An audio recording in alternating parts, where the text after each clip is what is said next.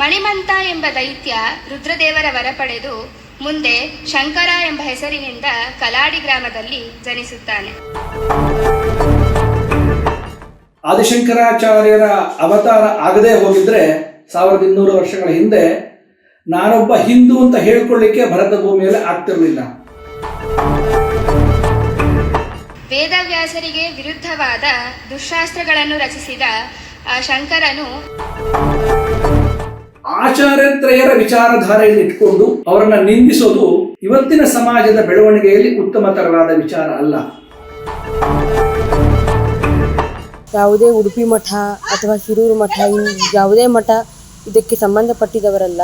ಉಡುಪಿಯ ಶ್ರೀಕೃಷ್ಣ ಮಠದ ಪರ್ಯಾಯ ಶ್ರೀ ಶಿರೂರು ಮಠವು ಮಹತ್ವದ ಪತ್ರಿಕಾ ಪ್ರಕಟಣೆ ಹೊರಡಿಸಿದೆ. ಜುಲೈ 11ರಂದು ರಾಜಾಂಗಣದಲ್ಲಿ ನಡೆದ ಸಾಂಸ್ಕೃತಿಕ ಕಾರ್ಯಕ್ರಮದ ವೇಳೆ ಭಕ್ತ ಪ್ರಹ್ಲಾದ ಹರಿಕತೆ ಪ್ರದರ್ಶನದಲ್ಲಿ ಶ್ರೀ ಜಗದ್ಗುರು ಶಂಕರಾಚಾರ್ಯರ ಕುರಿತು ಆಕ್ಷೇಪಾರ್ಹ ಹೇಳಿಕೆ ನೀಡಲಾಗಿದೆ ಎಂದು ಮಠ ತಿಳಿಸಿದೆ. ಈ ಕುರಿತು ಕಾರ್ಯಕ್ರಮ ನಡೆಸಿದ ಅಂಕಿತ್ ನಾಯಕ್ ಹಾಗೂ ಗೌರಿ ಪಾಂಡುರಂಗಿ ಅವರಿಗೆ ಸಾರ್ವಜನಿಕವಾಗಿ ಕ್ಷಮೆಯಾಚಿಸುವಂತೆ ಸೂಚಿಸಲಾಗಿದ್ದು, ಅವರು ವಿಡಿಯೋ ಮೂಲಕ ಕ್ಷಮೆ ಕೋರಿದ್ದಾರೆ ಎಂದು ಪ್ರಕಟಣೆಯಲ್ಲಿ ಉಲ್ಲೇಖಿಸಲಾಗಿದೆ.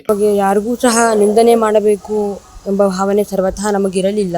ನಾವು ರೆಫರ್ ಮಾಡಿದ ಸುಮಧ್ವಿಜಯ ಸಾರಸಂಗ್ರಹದಲ್ಲಿ ನೋಡಿಕೊಂಡು ಹೇಳಿದ್ದು ಅಷ್ಟೇ ಹೊರತು ಯಾರಿಗೂ ನಿಂದನೆ ಮಾಡಬೇಕು ಅನ್ನೋ ಆ ಉದ್ದೇಶ ಸರ್ವತಃ ಇರಲಿಲ್ಲ. ಯಾರು ಮಧ್ವ ಮಠದವರು ಸಹ ನಮಗೆ ಇದನ್ನ ಹೇಳಿಕೊಟ್ಟಿಲ್ಲ. ನಾವೇ ಪುಸ್ತಕ ನೋಡಿಕೊಂಡು ಹೇಳಿದ್ದು ಹೊರತು ಯಾರು ನಮಗೆ ಈ ವಿಷಯವನ್ನು ಹೇಳಿದ್ದಲ್ಲ. ನಮ್ಮಿಂದ ಬೇರೆ ಮಠದವರಿಗೆ ನೋವಾಗಿತ್ತಂದರೆ ಅದು ಕ್ಷಮೆಯನ್ನು ಕೇಳುತ್ತೇನೆ. ಯಾವುದೇ ಉಡುಪಿ ಮಠ ಅಥವಾ ಶಿರೂರು ಮಠ, ಯಾವುದೇ ಮಠ ಇದಕ್ಕೆ ಸಂಬಂಧಪಟ್ಟಿದವರಲ್ಲ. ಕೇವಲ ಪುಸ್ತಕವನ್ನು ನಾವು ನೋಡಿಕೊಂಡು ಹೇಳಿದ್ದು ಅಷ್ಟೇ ಹೊರತು ಇದರಲ್ಲಿ ಯಾರಿಗಾದ್ರೂ ಬಹಳ ತೊಂದರೆ ಆಗಿದ್ರೆ, ನಮ್ಮಿಂದ ಮಠದವರಿಗೆ ಬಹಳ ತೊಂದರೆ ಆಗಿದ್ರೆ ನಮ್ಮ ಕ್ಷಮೆಯನ್ನು ಕೇಳುತ್ತೇನೆ. ಈ ಅನಪೇಕ್ಷಿತ ಘಟನೆ ಬಗ್ಗೆ ಶ್ರೀಮಠವು ತೀವ್ರ ವಿಷಾದ ವ್ಯಕ್ತಪಡಿಸಿದೆ ಎಂದು ಪ್ರಕಟಣೆಯಲ್ಲಿ ತಿಳಿಸಲಾಗಿದೆ. ನಾನು BS ರಾಘವೇಂದ್ರ ಭಟ್, ಹಿಂದೂ ಬ್ರಾಹ್ಮಣರಲ್ಲಿ ಸ್ಮಾರಕ.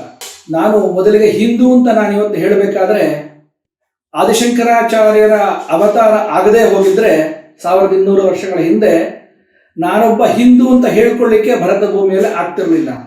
ಕಾರಣ ಅಂದಿನ ಬೌದ್ಧ ಧರ್ಮದ ಪ್ರಭಾವ ಹಿಂದೂ ಧರ್ಮದ ನಾಶದತ್ತ ಕೊಂಡೊಯ್ತಾ ಇತ್ತು.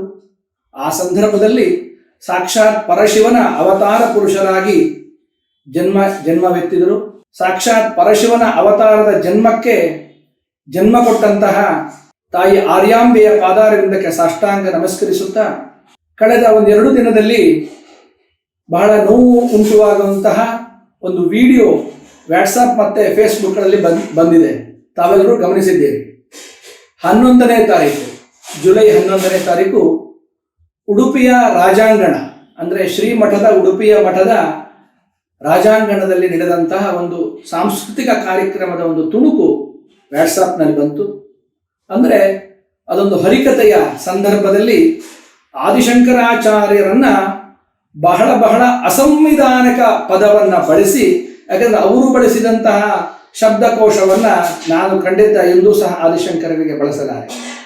ಆದ್ದರಿಂದ ಅಸಂವಿಧಾನಿಕ ಶಬ್ದವನ್ನು ಬಳಸಿ ಆದಿಶಂಕರಾಚಾರ್ಯರನ್ನ ನಿಂದಿಸಿದ್ರು.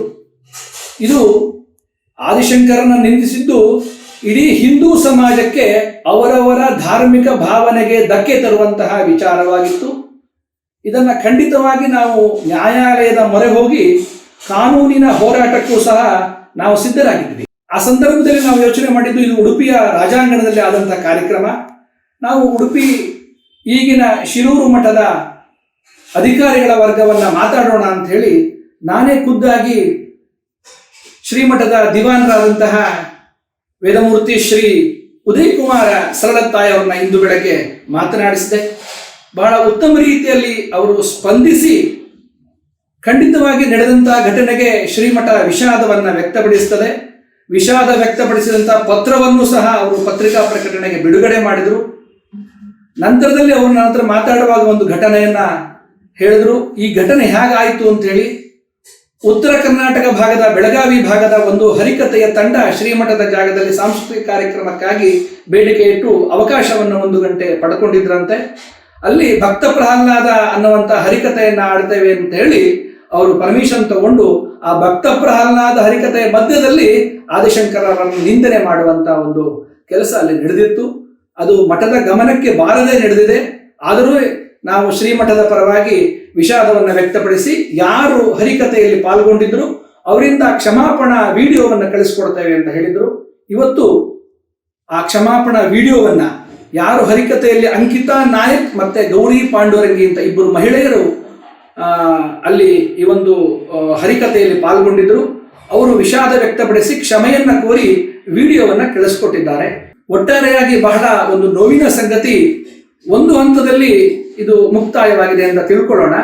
ಆದರೆ ನಾನು ಎಲ್ಲ ಹಿಂದೂಗಳಲ್ಲಿ, ಅದರಲ್ಲೂ ವಿಶೇಷವಾಗಿ ತ್ರಿಮತಸ್ಥ ಬ್ರಾಹ್ಮಣರಲ್ಲಿ ಎಲ್ಲರನ್ನೂ ನಾನು ವಿನಂತಿ ಮಾಡೋದು ಅಂತಂದ್ರೆ, ನಾವ್ಯಾರೂ ಸಹ ಆಚಾರ್ಯತ್ರಯರ ವಿಚಾರಧಾರೆಯನ್ನು ಇಟ್ಕೊಂಡು ಅವರನ್ನ ನಿಂದಿಸೋದು ಇವತ್ತಿನ ಸಮಾಜದ ಬೆಳವಣಿಗೆಯಲ್ಲಿ ಉತ್ತಮತರವಾದ ವಿಚಾರ ಅಲ್ಲ.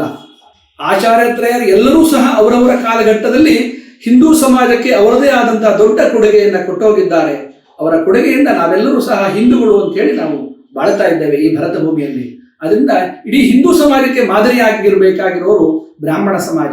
ಹಾಗಿರುವಾಗ ಬ್ರಾಹ್ಮಣರಲ್ಲೇ ನಾವು ಒಂದು ಈ ರೀತಿಯಾದಂತಹ ಒಂದು ಕ್ಷುಲ್ಲಕ ಮನಸ್ಥಿತಿಯನ್ನು ಇಟ್ಕೊಂಡು ಒಬ್ಬರನ್ನೊಬ್ಬರನ್ನು ನಿಂದನೆ ಮಾಡೋದು ಸಮಾಜಕ್ಕೆ ಆರೋಗ್ಯಕರವಾದ ಬೆಳವಣಿಗೆ ಅಲ್ಲ ಅಂತ ನಾನು ಈ ಮುಖಾಂತರ ತಿಳಿಯಪಡಿಸ್ತಾ ಇದ್ದೇನೆ.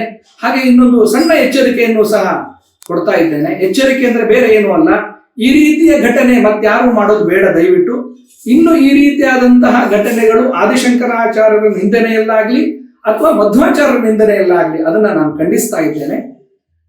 ಈ ರೀತಿ ಘಟನೆ ಮತ್ತೆ ಯಾರಿಂದನಾರು ಪುನರಾವರ್ತನೆ ಆದರೆ ಖಂಡಿತವಾಗಿ ನಾನು ಕಾನೂನಿನ ಹೋರಾಟದಲ್ಲಿ ತೊಡಗಿಸ್ಕೊಳ್ತೇನೆ ಅಂತ ಹೇಳ್ತಾ, ಶಿರೂರು ಮಠದ ಗುರುಗಳಲ್ಲಿ ನಮಸ್ಕರಿಸುತ್ತಾ, ಅಲ್ಲಿಯ ದಿವಾನರು ನಮಗೆ ಸಹಕರಿಸಿ ವಿಷಾದ ವ್ಯಕ್ತಪಡಿಸಿ ಅವರ ಪತ್ರವನ್ನ ನಮಗೆ ಕಳಿಸಿಕೊಟ್ಟಿದ್ದಾರೆ. ನನಗೆ ಒಂದು ಘಟನೆ ನೆನಪಾಗ್ತದೆ. ಶಿರೂರು ಮಠದ ಪರ್ಯಾಯದ ಸಂದರ್ಭದಲ್ಲಿ ನಮ್ಮೆಲ್ಲರಿಗೂ ಆಹ್ವಾನವನ್ನು ಕೊಟ್ಟು ತ್ರಿಮತಸ್ಥರನ್ನು ಒಟ್ಟುಗೂಡಿಸಿ ಎಲ್ಲ ಹಿಂದೂ ಸಮಾಜವನ್ನ ಒಟ್ಟುಗೂಡಿಸಿ ಅಲ್ಲಿ ಪರ್ಯಾಯದ ಒಂದು ಕಾರ್ಯಕ್ರಮ ಜರುಗಿತ್ತು. ಅಖಿಲ ಕರ್ನಾಟಕ ಬ್ರಾಹ್ಮಣ ಮಹಾಸಭಾದ ದಕ್ಷಿಣ ಕನ್ನಡ ಜಿಲ್ಲೆ ಮತ್ತು ಮಂಗಳೂರು ಪ್ರಾಂತ್ಯದ ಎಲ್ಲ ಪದಾಧಿಕಾರಿಗಳು ಮಠದ ಜೊತೆಯಲ್ಲಿ ಕೈ ಜೋಡಿಸಿ ಪರ್ಯಾಯದ ಎಲ್ಲ ಕಾರ್ಯಕ್ರಮಗಳಲ್ಲೂ ಸಹ ನಾವು ಅಲ್ಲಿ ಸೇವೆಯನ್ನು ಮಾಡಿದಂತಹ ಒಂದು ಘಟನೆಯನ್ನು ನೆನಪಿಸ್ತಾ, ಖಂಡಿತವಾಗಿ ಶ್ರೀಮಠ ಮುಂದಿನ ದಿನಗಳಲ್ಲಿ ಮತ್ತೆ ಹಿಂದೂ ಸಹ ಇಡೀ ಹಿಂದೂ ಸಮಾಜವನ್ನು ಒಟ್ಟಾಗಿ ಕೊಂಡೋಗುವಂತಹ ಪ್ರಯತ್ನ ಪಟ್ಟಿದೆ. ಮುಂದೂ ಸಹ ಅದು ಮುಂದುವರಿಯಲಿ ಅಂತ ಹೇಳ್ತಾ ಉಡುಪಿಯ ಶ್ರೀಕೃಷ್ಣನಲ್ಲಿ ನನ್ನ ನಮಸ್ಕಾರವನ್ನು ಸಮರ್ಪಣೆ ಮಾಡ್ತಾ ಮುಕ್ತಾಯ ಮಾಡ್ತಾ ಇದ್ದೇನೆ.